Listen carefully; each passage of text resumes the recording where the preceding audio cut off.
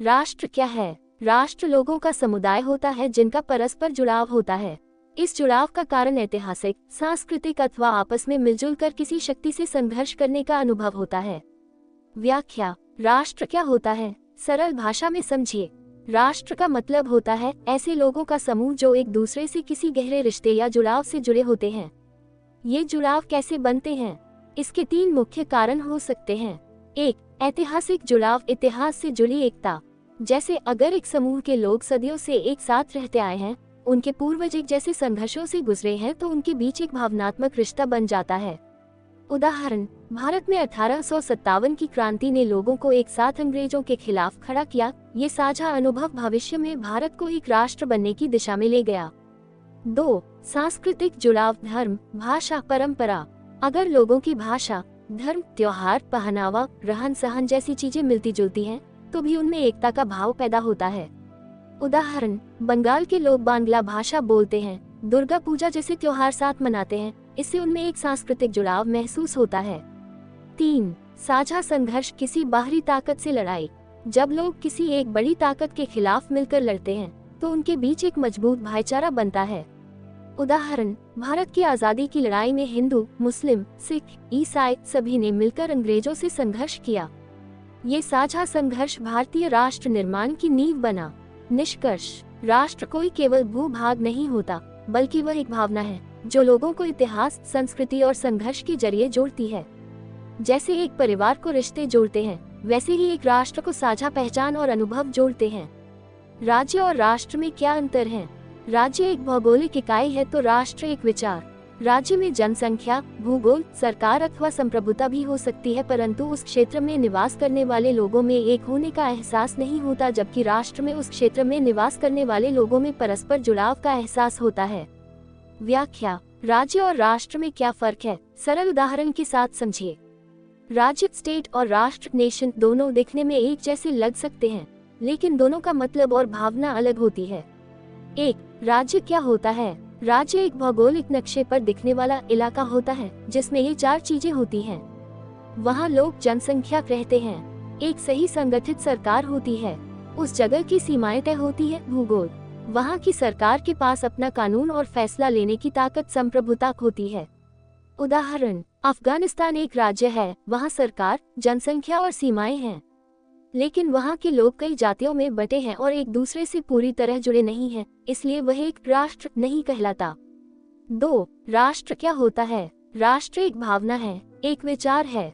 जब एक इलाके में रहने वाले लोग आपस में एकता, समानता और जुड़ाव महसूस करते हैं, चाहे वो भाषा से हो, संस्कृति से हो या एक जैसे संघर्ष से, तो वो एक राष्ट्र बनते हैं। उदाहरण: भारत आज एक राष्ट्र है क्योंकि हम अलग अलग भाषा, धर्म और जातियों के बावजूद अपने को एक भारतीय मानते हैं। हमारे पास एकता का भाव है, इसलिए भारत राष्ट्र कहलाता है। 3. फर्क क्या है? राज्य और राष्ट्र में एक महत्वपूर्ण अंतर होता है। राज्य एक वास्तविक इलाका होता है जहां जनसंख्या, निश्चित सीमा, सरकार और संप्रभुता जैसे 4 मुख्य तत्व मौजूद होते हैं।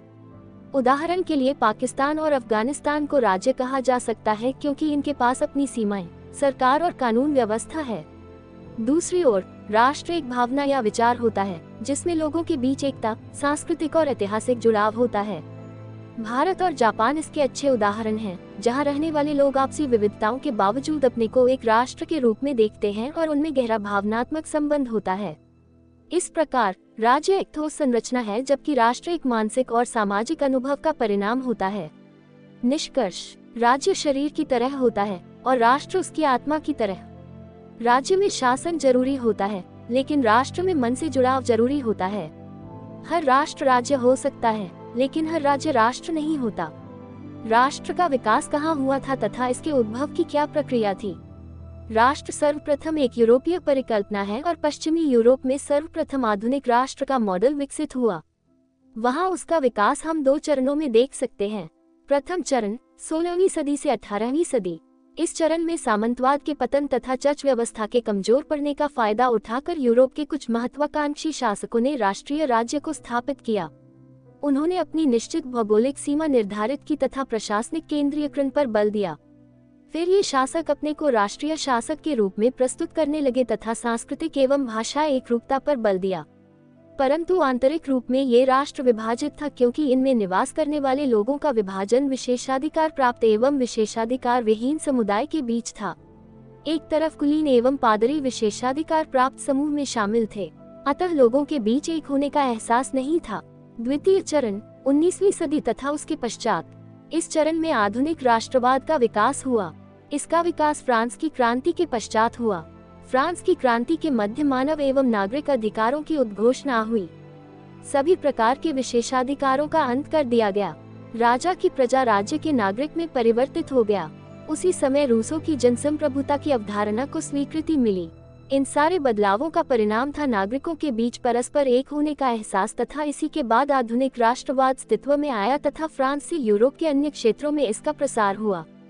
व्याख्या। राष्ट्र का विचार सबसे पहले यूरोप में विकसित हुआ। यह एक यूरोपीय परिकल्पना है जो दो मुख्य चरणों में विकसित हुआ। पहला चरण 16वीं से 18वीं सदी। इस समय यूरोप में सामंतवाद और चर्च की शक्ति धीरे धीरे कमजोर हो रही थी। कुछ शक्तिशाली राजा इस मौके का फायदा उठाकर अपनी एक तय सीमा वाला इलाका बनाने लगे। उन्होंने अपने राज्य में एक समान कानून, प्रशासन और भाषा लागू की ताकि सब लोग उन्हें ही असली राजा माने। परंतु इस समय आम लोग खुद को आपस में जुड़ा हुआ नहीं मानते थे, क्योंकि समाज दो हिस्सों में बटा हुआ था। एक तरफ कुलीन और पादरी विशेष अधिकार वाले, और दूसरी तरफ आम लोग जिनके पास कोई विशेषाधिकार नहीं था। इसलिए इस समय राष्ट्र सिर्फ राजा का राज्य था, जनता के बीच एकता की भावना नहीं थी। दूसरा चरण 19वीं सदी और आगे। अब बदलाव तब आया जब 1789 में फ्रांस की क्रांति हुई। इस क्रांति में राजा के अधिकारों को खत्म कर दिया गया और मानव और नागरिक अधिकारों की घोषणा हुई। अब राजा की प्रजा को नागरिक कहा जाने लगा। अब सबको बराबरी का अधिकार मिला और रूसों की जनसंप्रभुता पीपल्स रूल का विचार लोगों में फैला। इससे लोगों को पहली बार लगा कि वे सब एक हैं, एक ही राष्ट्र के सदस्य हैं। यहीं से आधुनिक राष्ट्र की असली शुरुआत हुई और फिर यह विचार यूरोप के बाकी देशों में भी फैल गया। उदाहरण, पहले फ्रांस में राजा लुई अपने को राजा कहता था और आम लोग सिर्फ उसकी प्रजा माने जाते थे। पर 1789 की क्रांति के बाद लोगों ने कहा, अब हम सब बराबर हैं, हम एक राष्ट्र हैं। यही था राष्ट्रवाद की शुरुआत। उपनिवेश अथवा भारत में राष्ट्रवाद के विकास की दिशा राष्ट्रवाद के पश्चिमी मॉडल से पृथक कैसे रही थी? भारत में राष्ट्रवाद की आरंभिक प्रेरणा ब्रिटेन के द्वारा किए जाने वाले आर्थिक शोषण के विरुद्ध प्रतिक्रिया के रूप में आई और इसने अपने को अद्य राष्ट्रवादी प्रतिरोध के रूप में व्यक्त किया। उदाहरण के लिए जनजातीय एवं किसान आंदोलन। परंतु आगे चलकर पश्चिम की उदारवादी विचारधारा का प्रभाव भी भारत पर पड़ने लगा। वस्तुतः अंग्रेजी शिक्षा के माध्यम से भारतीय बुद्धिजीवियों का एक वर्ग पश्चिम की उदारवादी विचारधारा के संपर्क में आया। फिर पत्र पत्रिकाओं के माध्यम से इन विचारों का भारतीय बुद्धिजीवियों के बीच तेजी से प्रसार हुआ। इसके परिणाम स्वरूप आधुनिक राष्ट्रवाद का विकास हुआ। व्याख्या। भारत में राष्ट्रवाद की शुरुआत पश्चिमी देशों से अलग तरीके से हुई थी। यूरोप में राष्ट्रवाद का विकास वहाँ के राजाओं के प्रयास, क्रांतियों और राजनीतिक अधिकारों की मांग से हुआ था। जैसे फ्रांस की क्रांति ने जनसंप्रभुता और बराबरी के विचार को जन्म दिया। भारत में राष्ट्रवाद की शुरुआत पहले ब्रिटिश शासन के अत्याचार और आर्थिक शोषण के खिलाफ आक्रोश से हुई। जैसे जब जनजातीय लोग जैसे संथाल, भील अपने जंगल और जमीन बचाने के लिए लड़ाई करने लगे, या जब किसानों ने करों के खिलाफ आंदोलन किए। यह एक तरह का प्राकृतिक विरोध था जिसे हम प्रारंभिक राष्ट्रवाद या प्रतिरोधात्मक राष्ट्रवाद कह सकते हैं। पर बाद में अंग्रेजी शिक्षा के कारण भारत के कुछ पढ़े लिखे लोगों को पश्चिम के विचारों जैसे स्वतंत्रता, बराबरी, लोकतंत्र के बारे में जानकारी मिली। इन विचारों को अखबारों, पत्रिकाओं और बहसों के जरिए बहुत तेजी से फैलाया गया। इससे भारतीयों में एकता, समानता और देशभक्ति की भावना जागी और आधुनिक राष्ट्रवाद का जन्म हुआ। उदाहरण के लिए, पहले किसान या जनजातीय आंदोलन स्थानीय और बिखरे हुए थे, लेकिन 1885 में भारतीय राष्ट्रीय कांग्रेस का गठन हुआ और यह सबको एक मंच पर लाया। अब लोग पूरे भारत के लिए सोचने लगे, सिर्फ अपने गांव या जाति के लिए नहीं। इस तरह भारत में राष्ट्रवाद पहले शोषण के विरोध से शुरू हुआ और फिर धीरे धीरे पश्चिमी विचारों के प्रभाव से संगठित राष्ट्रवाद में बदल गया। ब्रिटिश शासन ने भारत में राष्ट्रवाद के विकास में किस प्रकार योगदान दिया? ब्रिटिश शासन ने भारत में राष्ट्रवाद के विकास में निम्नलिखित रूप में योगदान दिया। 1. ब्रिटिश ने अपने राजनीतिक उद्देश्य से विभिन्न क्षेत्रों को जीतकर उन्हें राजनीतिक एकता प्रदान की। 2. आधुनिक यातायात एवं संचार व्यवस्था का विकास कर भारत के विभिन्न क्षेत्रों में बेहतर संपर्क कायम किया। 3. ब्रिटिश के द्वारा आधुनिक प्रिंट मीडिया का विकास किया गया। इसके माध्यम से भारतीय बुद्धिजीवियों के बीच तेजी से विचारों का आदान प्रदान हुआ। 4. ब्रिटिश के द्वारा भारत में जनगणना आरंभ किया गया। इससे भी लोगों में समुदाय जैसी भावना विकसित हुई। 5. ब्रिटिश ने भारत में कार्टोग्राफी अथवा एक निश्चित भौगोलिक सीमा की अवधारणा लाई। व्याख्या: ब्रिटिश शासन ने भले ही भारत को गुलाम बनाया, लेकिन कुछ काम ऐसे भी किए जिनसे राष्ट्रवाद, देशभक्ति और एकता की भावना धीरे धीरे बढ़ी। आइए इसे आसान भाषा में समझते हैं। एक देश की तरह जोड़ना। पहले भारत अलग अलग राजा और रियासतों में बंटा था, लेकिन ब्रिटिश ने धीरे धीरे सभी हिस्सों को जीतकर एक शासन के नीचे ला दिया। इससे लोगों को पहली बार लगा कि वे एक ही देश का हिस्सा हैं। रेलवे और टेलीफोन का जाल बिछाना। अंग्रेजों ने रेल, सड़क और टेलीग्राम जैसी सुविधाएं शुरू की। इससे लोग दूर दराज के इलाकों में भी आपस में जुड़ पाए। अब एक जगह की खबर दूसरे को जल्दी मिल जाती थी, जिससे लोगों में एकता की भावना बढ़ी। अखबार और पत्रिकाएं। अंग्रेजों के आने से छपाई और प्रिंटिंग प्रेस भारत में आई। इससे अखबारों और पत्रिकाओं का विकास हुआ। भारतीय नेता और बुद्धिजीवी इसमें अपने विचार, समस्याएं और आंदोलनों के बारे में लिखने लगे। इससे देशभक्ति और जागरूकता फैली। जनगणना, सेंसस। अंग्रेजों ने जनगणना शुरू की, जिसमें बताया गया कि देश में कितने लोग, जातियां, धर्म और भाषाएं हैं। इससे लोगों को अपने बारे में सोचने और समूह की पहचान बनाने का मौका मिला, जैसे कि हम सब हिंदुस्तानी हैं। नक्शा और सीमाओं की जानकारी, कार्टोग्राफी।